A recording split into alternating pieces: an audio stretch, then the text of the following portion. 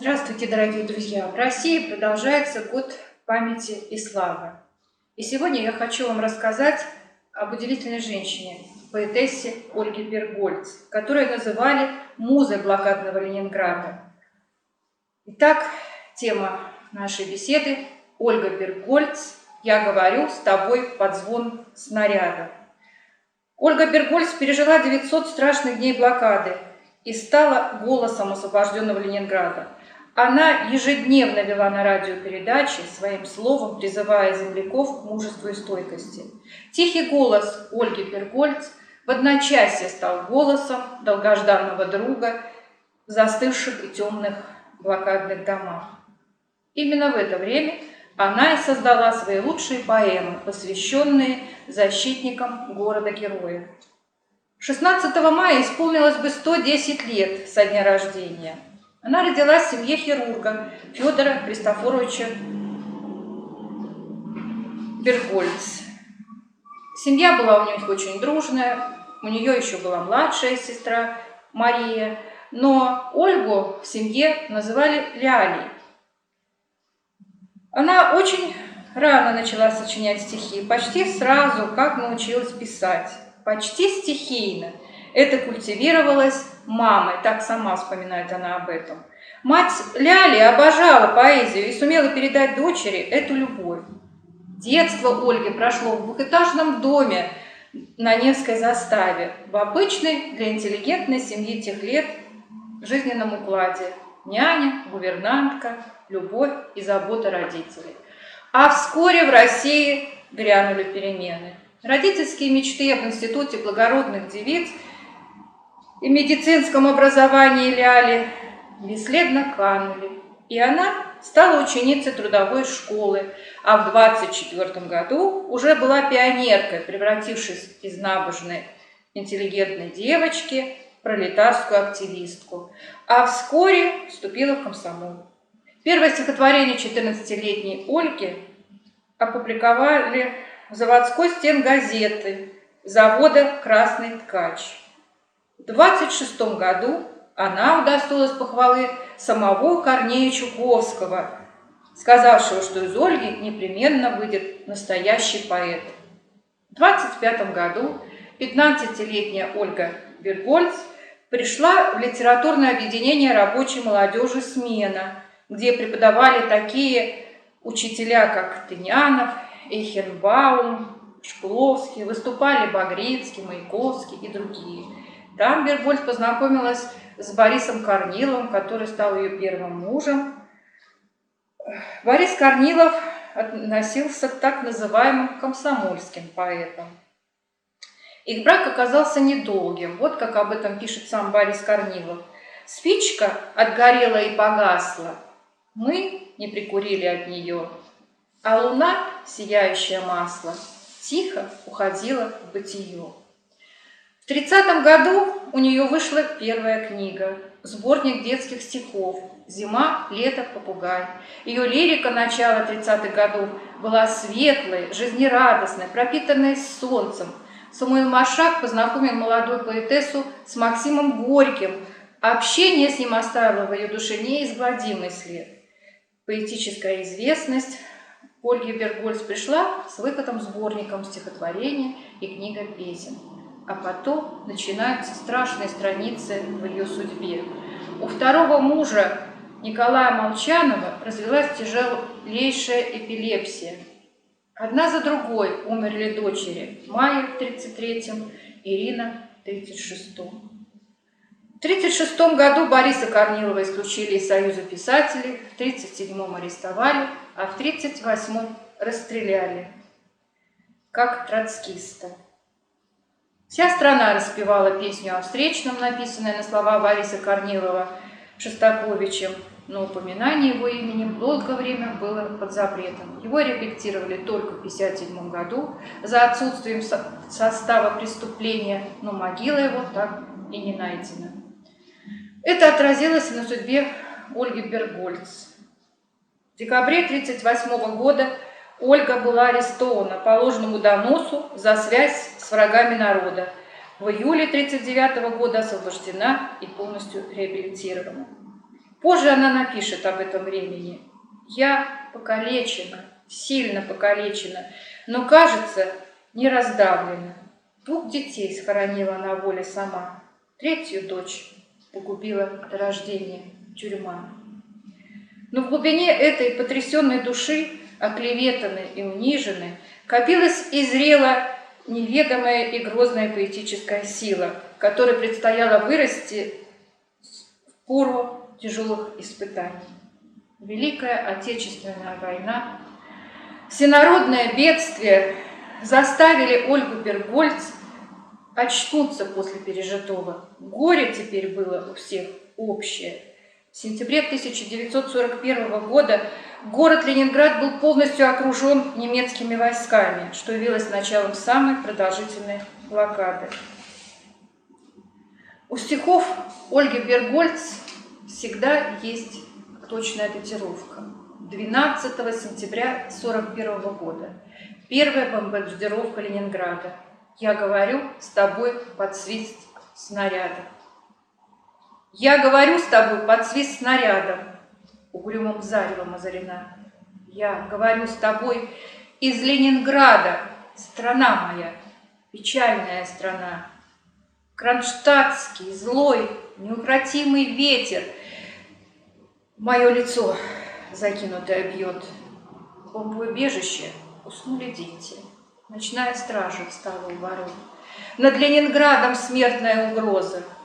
Бессонной ночи, тяжек день любой.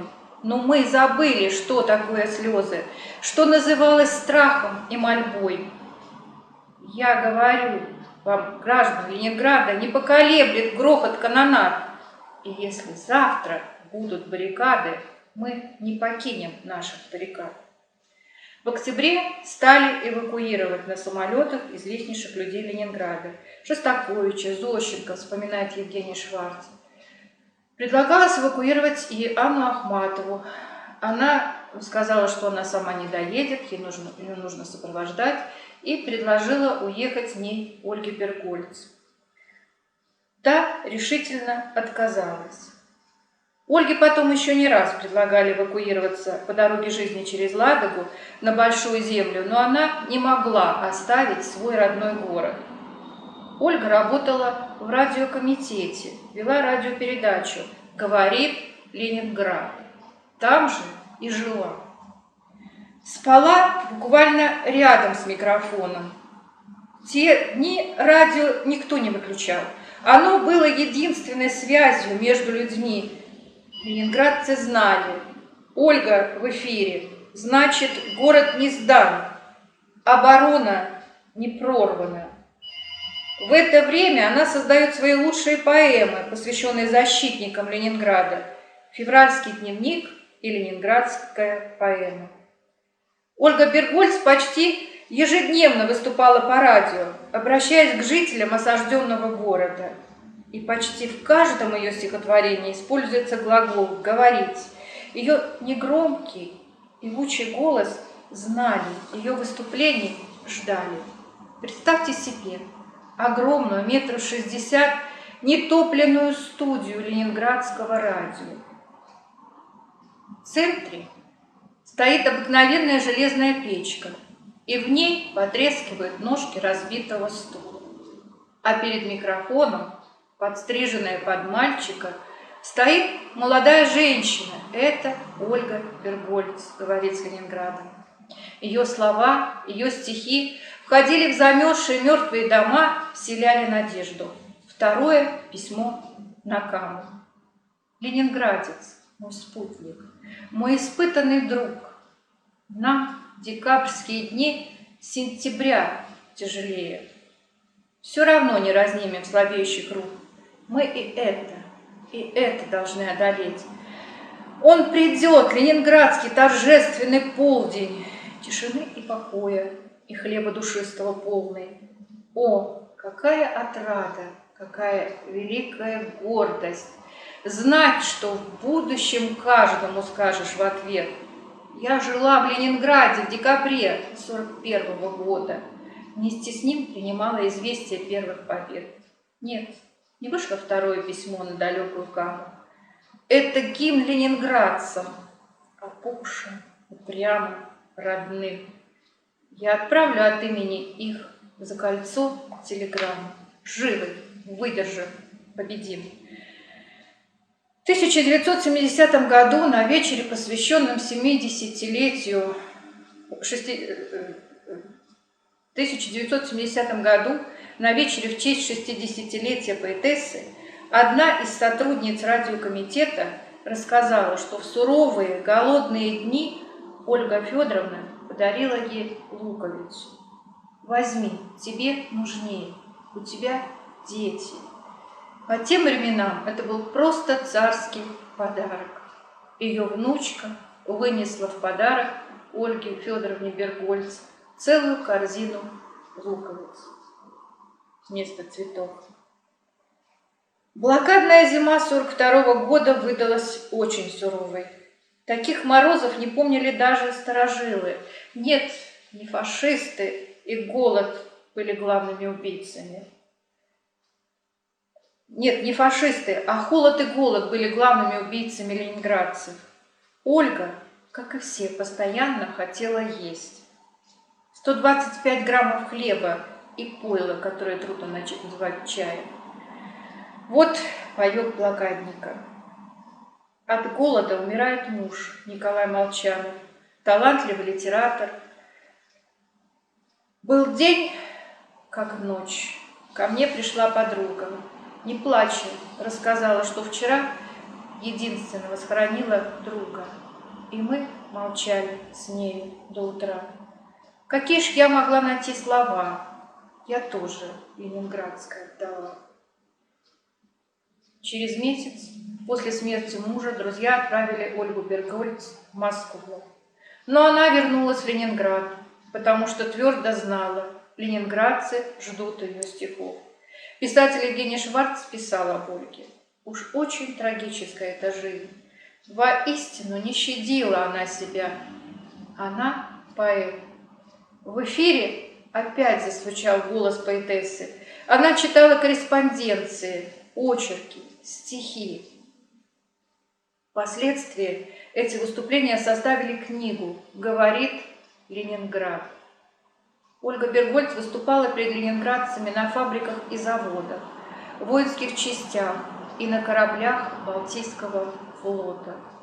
Герои стихов Ольги Бергольц – бойцы, шоферы, доставляющие хлеб дороги жизни, но чаще всего это женщины, ленинградки, переживающие трагичные дни вместе с городом.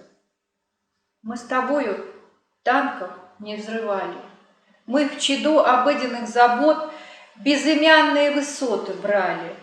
Но на карте нет таких высот, где помечена твоя крутая лестница, ведущая домой, по которой с холоду шатаясь ты ходила с ведрами зимой. Где помечена твоя дорога, по которой 10 раз прошла и сама в пургу, в мороз, в тревогу 5 на кладбище свезла. Только мы с тобою, мы, соседка, помним наши тяжкие пути. Сами знаем, в картах или сводках их не перечислить, не найти. Бергольц была внесена немцами в список лиц, подлежащих после взятия городу немедленного уничтожения. Но город выстоял. 27 января 1944 года закончилась блокада Ленинграда, унесшая более миллиона жизней. Пройдя через массовый голод, через суровые блокадные зимы, ежедневные обстрелы и бомбардировки, теряя родных и близких, борясь за жизнь, сохраняя надежду и веру, жители города выстояли, и Ленинград получил звание города-героя. Стихотворение «Ленинградский салют» стало гимном мужеству и славы блокадному городу. И снова мир с восторгом слышит салюта русского раската. О, это полной грудью дышит освобожденный Ленинград. Мы помним осень, 41-й, прозрачный воздух тех ночей. когда как плети часто, мерно свистели бомбы палачей.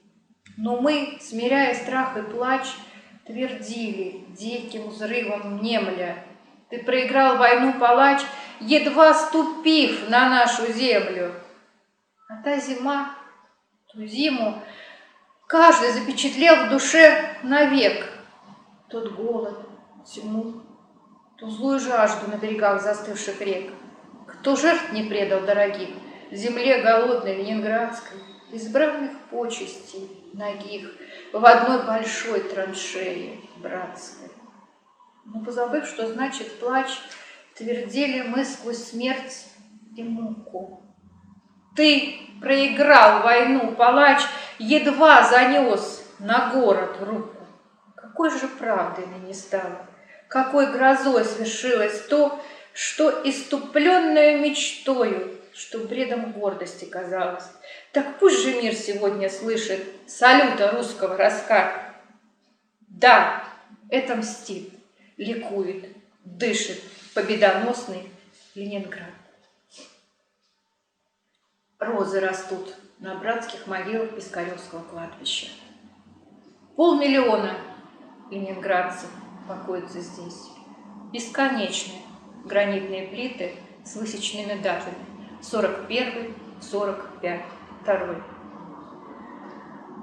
Здесь лежат ленинградцы, здесь горожане, мужчины, женщины, дети. Рядом с ними солдаты, красноармейцы. Всею жизнью своею они защищали тебя, Ленинград, колыбель революции. Их имен благородных мы здесь перечислить не сможем. Так их много под вечной охраной гранита. Но знай, внимающий этим камням, никто не забыт и ничто не забыто. Ольга Бергольц стала поэтической легендой Ленинграда. И именно ее строки высечены на постаменте мемориала на Пискаревском кладбище в Ленинграде. Никто не забыт и ничто не забыто. Умерла Ольга Бергольц 13 ноября 1975 года в Ленинграде.